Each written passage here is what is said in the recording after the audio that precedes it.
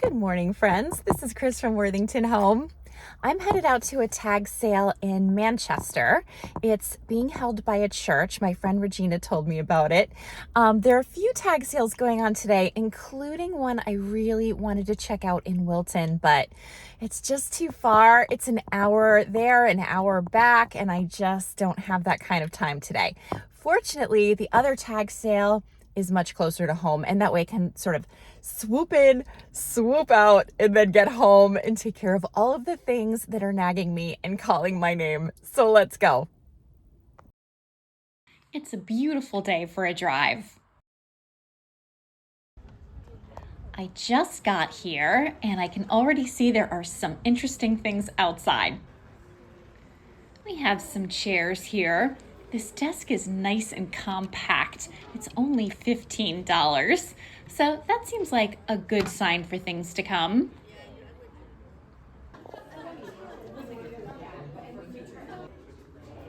I wish I had come here when my Keurig broke. And here's a little lamp and electronics section. Just taking a peek at the lamps. And here we have some housewares. Of course, I'm always on the hunt for china, but I want to make sure I check out each part of this sale so I don't miss anything good. They have lots of glasses here today. All right, we're at the part I like the best. These are very pretty plates. I like the pattern. These were made in the USA. Very nice. I like it when tag sales have these color-coded stickers. It really makes things simple, and I would imagine it saves the tag sale coordinators a lot of time. Ooh, these look like Lennox, and they are Lennox. These have potential. All right, that's one trip to the car down, and now I'm going back for a second round. Let's see how I do. I'm having deja vu. I think I was just here a few minutes ago. Let's try this again. All right, now I'm deeper into the sale than I was before, and I'm checking out these textiles and linens. There's some interesting things here. They have some pretty curtains. I've had these blue curtains before. I think I got them at Lowe's or Home Depot, if memory serves. And now I'm in the book section. There are quite a few books here, and I love books, so I'm definitely going to take my time and see what I like. The prices are very fair. Well, that was a successful tag sale. Another really nice church with lovely, lovely volunteers. I especially enjoyed speaking to a woman about her Fenton glass collection. I love finding out what people collect. I just find it interesting, and I always learn a lot from other collectors. So that was just kind of an extra bonus. So I didn't buy a ton of things, but I like what I got, and I can't wait to show you when I get home. I was home for less than an hour when I decided to go back out because there's a tag sale in my neighborhood. Here's one of them, but it's a community-wide tag sale. Unfortunately, the participating houses are not necessarily close to each other, so there's a lot of walking. I decided to shift gears. I wasn't finding great things at the tag sale. I left it too late, so now I'm at an estate sale. This estate sale is day 2, so it is pretty picked over. Ooh, there's some Harker wear. It's pretty picked over, but you never know. There might still be some treasures here. It's an interesting little metal tray. I'm just gonna check it all out and see if I can find anything good. Now I'm in the kitchen. Boy, this place has been ransacked. By day 2 of an estate sale, there's usually been a lot of people through. This is a pretty little plate, no maker mark. I'm checking to see what's in the cabinets. They have their dishes very well protected. This is a little 3-season porch. Interesting mid-century modern looking desk there. Look at that very strange dog hot dog thing. Okay, some interesting pieces. The shell weighs a ton. No maker mark. And we have a little bit of holiday decor. I like this chicken. Looks like it was maybe a tureen, pretty chipped up in the inside. No maker mark, but it has a kind of fun look anyway. I'm gonna very carefully put this lid back so I don't make the chips worse. And there's some boxes. I might do a little bit of digging here. I'll need 2 hands for that. This furniture looks quite old, probably from the 20s or 30s. I've sold this on estate sales before, and we got very low prices for them, but I do think they have a great look. Hello there. So I'm just checking them out. Now we're headed to an estate sale that was just a few miles away from the last one, and it's being put on by the same company. They must be having a very busy weekend. This is a cute little side table. And some mid-century modern looking furniture is out here. This is a very mid-century modern sofa. I think the Brady Bunch want that back for their set. And again, pretty picked over, but I'm just taking it all in. All right, it is time to head home. I've done a fair bit of shopping today, and I am looking forward to showing you all the things I found. So I had an incredibly successful thrifting day on Saturday. I bounced all around and it was worth it. For a while there, I was wondering if it was going to be, but the answer was yes. Sometimes you just have to be patient. My friend Joan likes to say sometimes you have to kiss a lot of frogs before you get the prince, meaning sometimes you have to go to a lot of bad tag sales before you find the good tag sale. And that is so true. But I started out the morning at a great tag sale. It was a tag sale at a church in Manchester. And I passed some interesting antique stores on the way that I will definitely be checking out in the future. I didn't have time to stop on Saturday, but they looked really interesting. So yeah, note to self, go back to Manchester. But I went to this church tag sale, and I just have to tell you that if you're ever in a place where you're starting to despair about the fate of the human race and you've spent too much time on social media, especially Twitter, X, whatever, and you're starting to feel snarky about your fellow humans, go to a church tag sale as soon as you can, because you will meet the nicest people that you could possibly meet. And then you go, okay, we're still a civilized society. It will all be all right. Let me step away from my computer or my phone or my whatever for a while, because everybody at this sale was lovely. And I spent the most time at one particular counter where more of like the antique and vintagey things were. And I had a really great time talking to everybody working there. So I'm going to show you what I think my favorite thing that I bought at this sale was, and that was not one, not two, but 3 Mara mugs. So here they are. I'll show them to you on the table so you can see them a little bit better. Oh my gosh, I love Mara mugs. I love them. They were made in Mexico, so these would be the 5th. I've now picked up 5 on my thrifting adventures. I picked up one that was a musical note that I gave to my brother, who's a musician. And then I picked up one that had cats on it that I kept because obviously. And now I have 3 more. And I got the 3 for $22. Mara mugs sell on eBay. They sell between, for me, my experience has been like between $12 and $14. If you're really lucky, you can maybe get 18. So 22 was a perfectly fair price, and I'm not complaining. It wasn't a great resale price, but I could not leave them behind. So I was really happy when I showed Eric, and he said, you know what, we should just keep these mugs and get rid of some of our other mugs because these are so exceptional. And so that's what we're doing. And these are fabulous. Let me show you the back stamp. So if you ever find yourself in the presence of a Mara mug, you can scoop it up if you're so inclined because they're awesome. They're very chunky. They're very well made. They always have fabulous details on the front and the back. They're just so good. So I was really excited to pick up those 3. And I also got a stack of Lenox plates. What did I pay for these? I think I paid $10, no, $12 for the plates. So they're just very classic Lenox plates, the ivory with the gold rim. These are very much like the ones that my mother had when I was growing up. There is the back stamp. And I got a big stack. Let me show you the stack. Oh my God, they're so heavy. Here's the stack. So, there were a lot of them. 1, 2, 3, 4, 5, 6, 7, 8, 9, 10, 11, 12. Wow. So 12 of those Lenox plates. They are beautiful and elegant.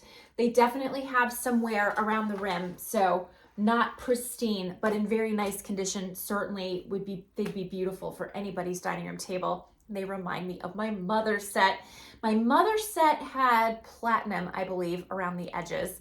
And long story short, my friend Jen has them now. She came to my house when I was getting ready to move to this house. And I had boxes and I was just dying with all of the things that needed to be moved. And of course, Eric and I had to consolidate our belongings, which is hard for two like hardcore collectors. And I really wasn't going to keep my mother's set. I didn't use it. I used other kinds of things. I like more pattern and busyness, you know, and I had my brown and white transferware set and my grandmother's set and all the things. And my friend Jen happened to be visiting me and she mentioned that she didn't have a china set and she really wished she had one. And she went on to describe the set she wished she had, which was an exact match. So I gave her my mother's set. I did not allow her to argue with me about it because I couldn't sell it. I just couldn't sell it. I couldn't donate it. I just couldn't.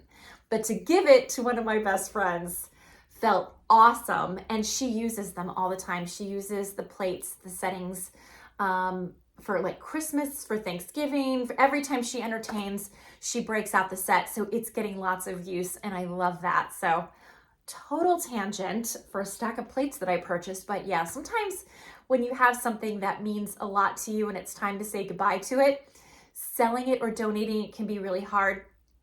Giving it to a special person in your life can feel really good. So that was one of those moments. I also picked up some really nice books. They had great prices on books. I think they were like $1 each, and then the fourth one was free, or it was free after you bought 4. I don't know, but the prices were awesome. And so I bought this book on depression glass. I have another book on depression glass, but I don't have this one. And of course, the running joke is I need to actually find the time to read the books that I keep picking up because it's been really busy around here. And then I got this book on carnival glass because, friends, I have just become insanely obsessed with carnival glass. I don't know what has kicked in for me. I think it might be because of the fall. And I think carnival glass is so especially nice with fall colors. But I thought it would be really fun to read this book. So I picked that up. And then I picked up this great lamp. This lamp will be for my store. Doesn't it have such a pretty floral base? And I like the gold details on this. It's a really nice size. The shade is not good at all. And I would say is not even like the right size for the lamp, but that's okay. So I thought that would be really fun. And look, a bird. Don't get me started with birds and flowers. So that will be going on my, no, not on my eBay store, to my actual store space at Quality Consignments in Colchester in January. So that's that. Now I want to show you a collection of books that I picked up that I love. I might be keeping them. Oh, I don't know. I have so many books, but I love these so much. I'll show them to you and then you tell me what you think. Hang on a second. Here are the books. They're all about the history of America and they go in chronological order. Now this is not a complete set. There are volumes missing here, but this set goes all the way up to 1925 and they're in really nice condition. Let me show you the inside. Oh my gosh, that is the heaviest stack of plates in the history of the world. So here's the inside. Looks like there's an illustration or a photograph or something. Here we go. Oh, it's Monticello. I've been there twice. It is a very cool place. And has little onion skin protecting the title page. So here it is. I don't know when these were published. 1925. So anyway, yeah, really interesting. So I got all of the ones they had for sale. There weren't any others. I picked up the full collection that was available for purchase. I really love these. I am inclined to keep them. We'll see what happens. The last thing I picked up at the church sale was this adorable sugar and creamer. These are so cute. I love the pine cones on these. I paid $5 for these, which I thought was a good price. They're not marked. Oh, no, well, they say pine cone, but they're not marked with any kind of maker stamp. I think these were made in 1925. Not 100% sure, but I thought they were really pretty, and I thought they would actually look beautiful with that set of Lenox pine cone plates that I showed in my last video. So I don't know if someone will just buy them on their own or join them with that set. I just want to point out this like double loop handle. Isn't that a pretty effect? So I thought these were so lovely. I was happy to have them. And so after the tag sale, I was really happy with my finds. I was so glad that I went. I headed home, and my plan was to just really settle in and do some editing and do a lot of eBay listing, lots of laundry, and other things that very much needed my attention. However, I was so aware of the fact that there was a town-wide tag sale going on in my own town. It was kind of killing me. And I was texting back and forth with my friend Joan, and she was like, basically like, girl, get back out there. What are you doing? Get back out there. There are tag sales. Go check them out. And I'm so glad she gave me that little shove because I did really well. So actually, ironically, the tag sales weren't that great only because I had waited too long to go to them. And I'm sure all the good stuff was already gone. What was left was like a lot of baby clothes, a lot of baby equipment, and there's absolutely nothing wrong with picking up any of those things in a tag sale. I just don't have any babies in my life at this time. So for me, couldn't use anything, but I did find this beautiful Lenox bowl. Isn't that so pretty? I love all of the details all around this bowl. And it has a gold rim, so really classic ivory and gold Lenox bowl. This is a beautiful piece. I paid $5 for it, which I thought was really fair. And here is the back stamp in case you're curious about that. So yeah, my one and only find, I stopped at probably maybe seven tag sales.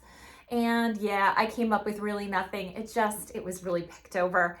But I decided to check out 2 estate sales. Now it was day 2 of both of these estate sales. So by day 2, sometimes there's nothing but crumbs. Sometimes you can get fabulous deals though on day 2. So I didn't have high hopes, but I decided to go for it. And I'm so glad I did. So both tag sales were in my own town, so not far to drive, and they were right around the area that all of the tag sales were going in, so that worked out really well. And at the first estate sale, I picked up 3 things. I picked up this beautiful bowl. Now, I don't usually pick up clear glass because it's not a good seller, but this one has a fabulous iridescent quality. Are you picking that up on camera? I found this bowl once at Savers and they wanted like $25 for it, so I didn't pick it up, but I got this one for $5, and I think it's really beautiful. This will be going on my eBay store.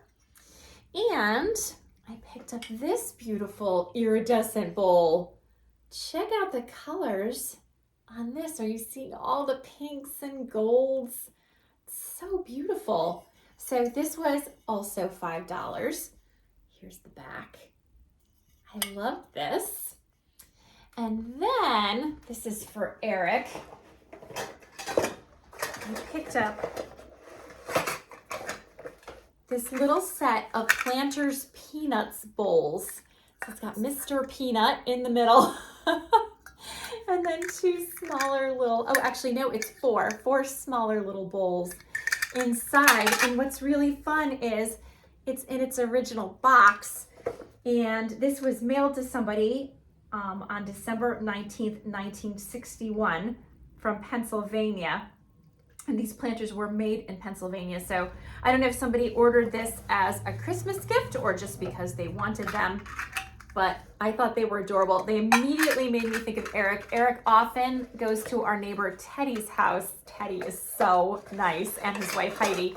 And they'll sometimes have a drink or two and they'll have a bowl of peanuts. So this made me think immediately of Eric and Teddy having peanuts next door. And they have this great deck that's more like a balcony, so it really overlooks their yard, our yard, and the other neighbor's yard beautifully. It's really pretty to sit out there, especially on a summer's day.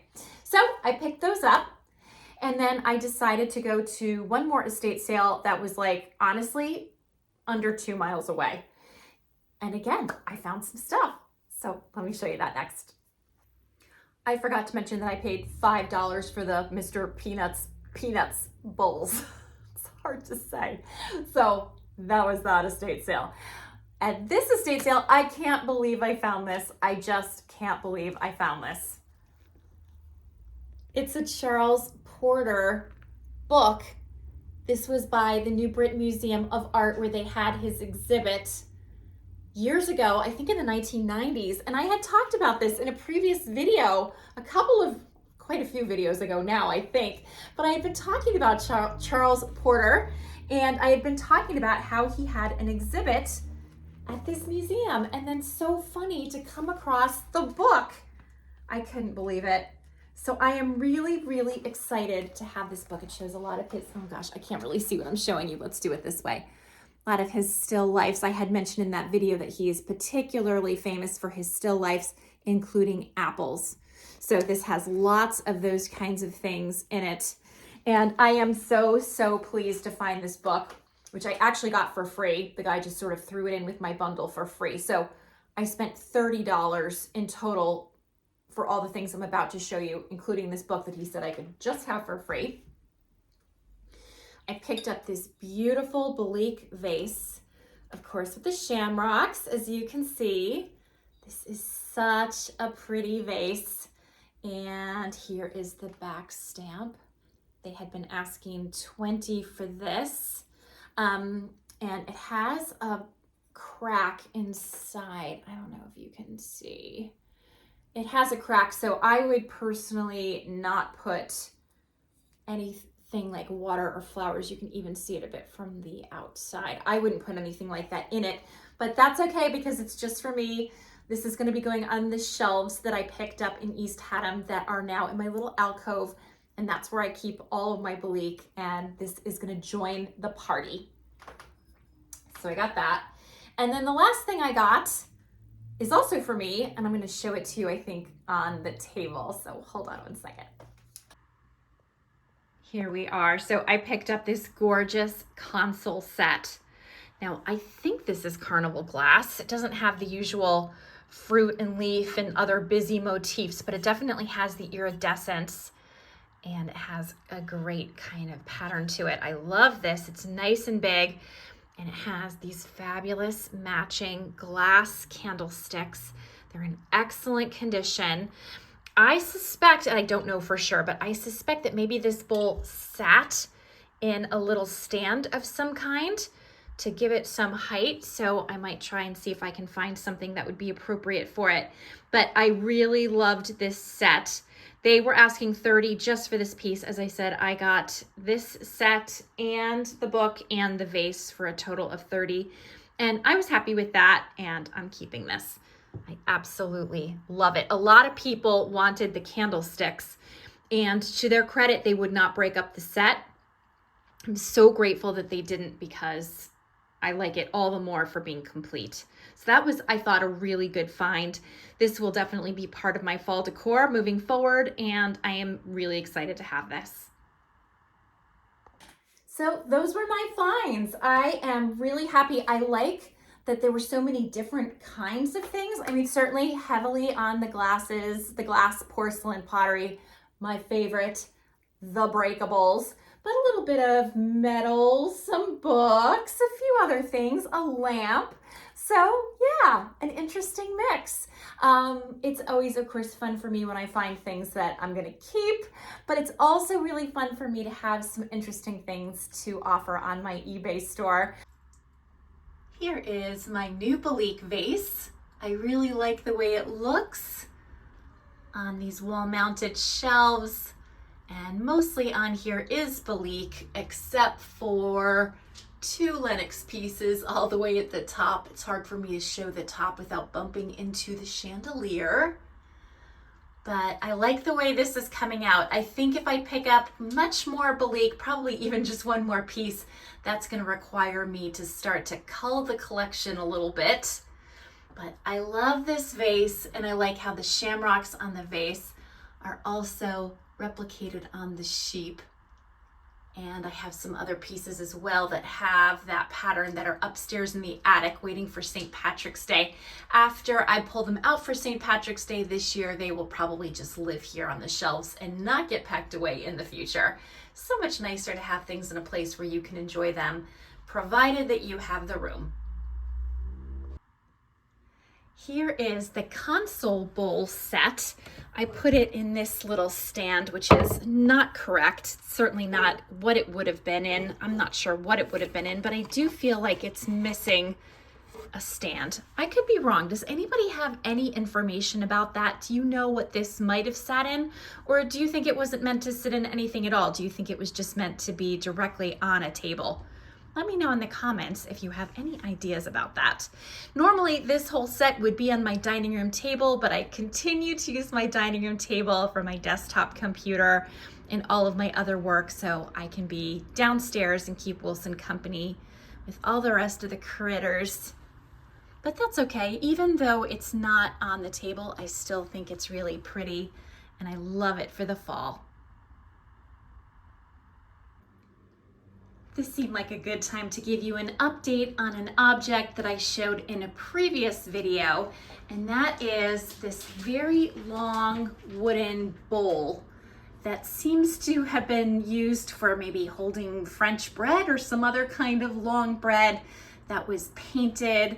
You might recall that I picked this up at the Glastonbury Historical Society tag sale, which was a phenomenal tag sale.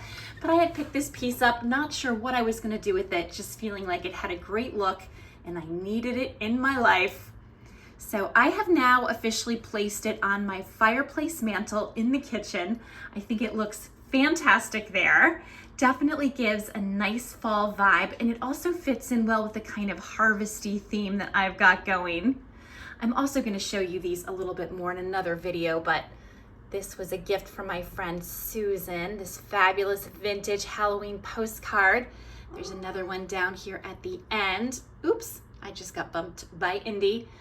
But anyway, I wanted to show you the wooden bowl because so many people commented about it, and actually a few people suggested that I try it here. And I do agree, this is a great space for it. Let me back up without falling over so you can get the full effect. There it is. Here's one last piece from a prior video. You might have remembered my very dramatic looking pilgrim picture.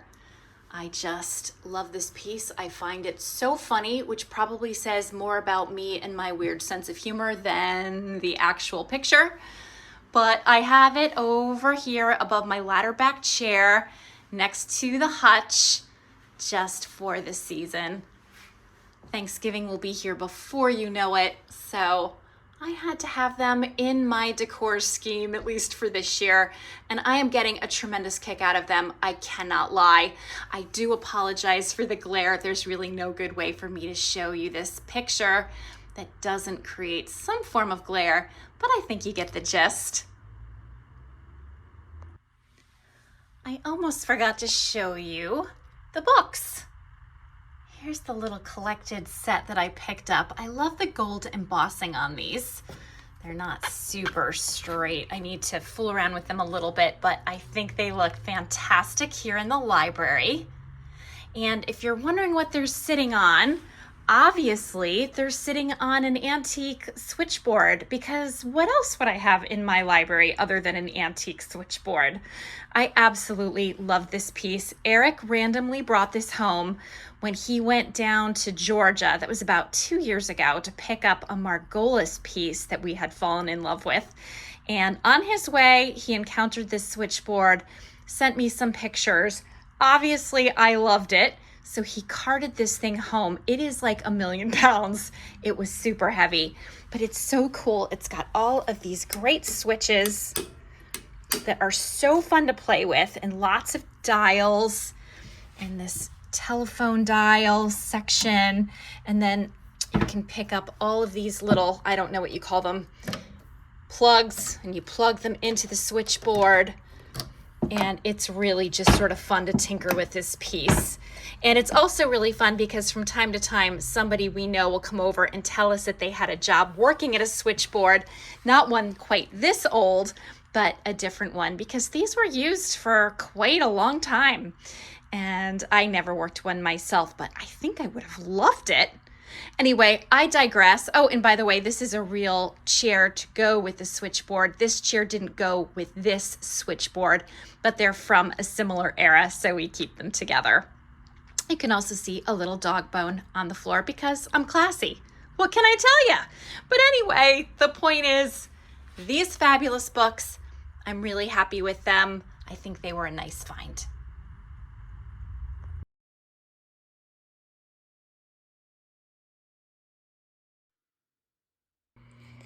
I have a few Indy and Iris clips to share with you that I think capture what it's like to live with these two crazy Maine Coon cats. We've officially had them for just over a year. It's like a year and a week now, and it's hard to imagine this house without them. There's crazy Iris. She still has a mark on her face from where she scratched it, but it is getting better. And she is lying right behind some chicken bedding because we like to pretend we're farmers. What can I tell you? But anyway, they are very cute. But sometimes weird things happen like this. So you can see Indy is having a grand old time with the kitchen chandelier. The lights are blinking wildly. And now he's just sitting there and checking out his handiwork. Look at him. He's fascinated in what he's just done here. And for that reason, you guessed it, he's going to do it again. So this is my life with the coon cats. They are very cute and very cuddly and very mischievous, and they break my house.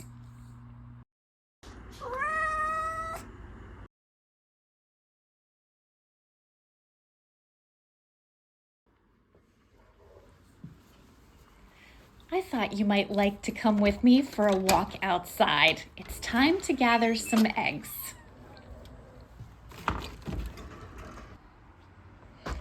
It's such a beautiful day. The weather is incredibly warm. I think it's actually in the 80s, although at the time of this recording, it is October 22nd. So fall is well underway. Look at the beautiful trees.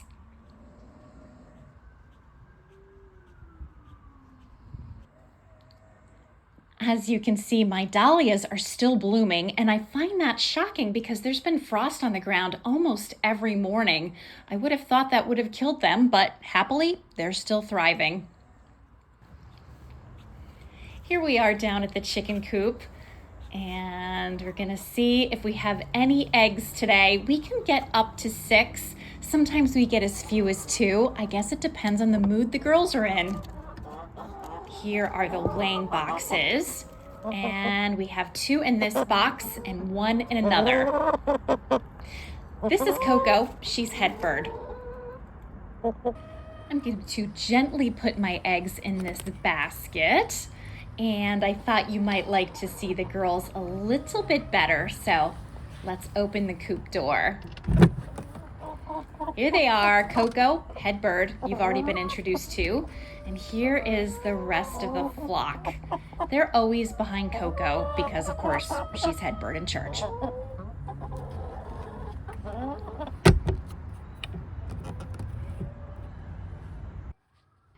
We're just going to go down these stone stairs. They're a little grass covered at the moment. This wisteria gives the chickens some shade cover in the summer. It really helps bring the temperature down. And of course, the blooms are beautiful. And here they are in their run. That first little run where the ramp is was original to the coop when Eric built it. He added this second part to the run this summer just to give them a little bit of extra room. They love it down here. And here is my bounty. I cut a few dahlias and I've got my 3 eggs, and we're gonna head back up towards the house. There's a little project I thought you might be interested in seeing. So we're gonna head over on the patio. You'll notice there is a garbage can and some lumber. This is a sure sign that Eric is up to something. And what he's doing is building a ramp for Wilson. Wilson is struggling getting down these stairs. The ramp will have a very gradual decline, so it should be so much easier. That's our hope anyway. I just put the basket away in the kitchen and decided to take a walk because this weather is too good to be missing. And I'm not going to spend a lot of time walking, but just enough to stretch my legs and take in these last days of beautiful foliage. I've lived in New England all my life, but I never get used to how beautiful it becomes in the fall when the leaves are changing color. I thought I would share some fall scenes with you because in another week or so, these leaves will be on the ground and the trees will be bare. I realize some viewers might not have been to New England in the fall, so I thought it might be interesting to learn more about it from Wikipedia's point of view. So here's a condensed and paraphrased version of their take on the fall. Autumn in New England is known for its vibrant leaf colors and picturesque beauty. It attracts tourists from all over who want to see the colors for themselves, a practice known as leaf peeping. By the way, I've never heard of that term in all my life. The combination of natural rugged landscape and rural small-town villages have made several areas in New England destination sites. The numerous barns, church buildings, farmhouses, and villages, combined with the vibrant seasonal colors, make for iconic photographs. By mid-September, New England days tend to be warm, but the nights have become cool. This is when deciduous trees begin the process of changing leaf color. The pigment anthocyanin results in brilliant reds and purples commonly seen around this time. The process begins in Maine and gradually makes its way south through the New England states. The term stick season refers to the period in late fall after the leaves have fallen and before snow sets in. We don't really use the term stick season in Connecticut, or at least I don't, but it's definitely a thing in Vermont, according to my brother who lives there. We're back home. I hope you enjoyed that little tour of my neighborhood. And look who's here to greet us when we walk in the door, Wilson.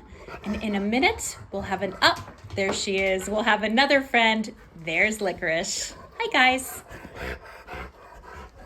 So anyway, that's what I have for you today. I hope you enjoyed this thrifting video and my various hauls. And I hope whatever you're doing, you're having a wonderful day as well. Oh, please take a moment and subscribe to my channel if you haven't already. It helps me more than I can express. And if you liked it, please hit like and don't hesitate to leave me a comment because I really enjoy hearing from you. I hope to see you next time. Bye for now.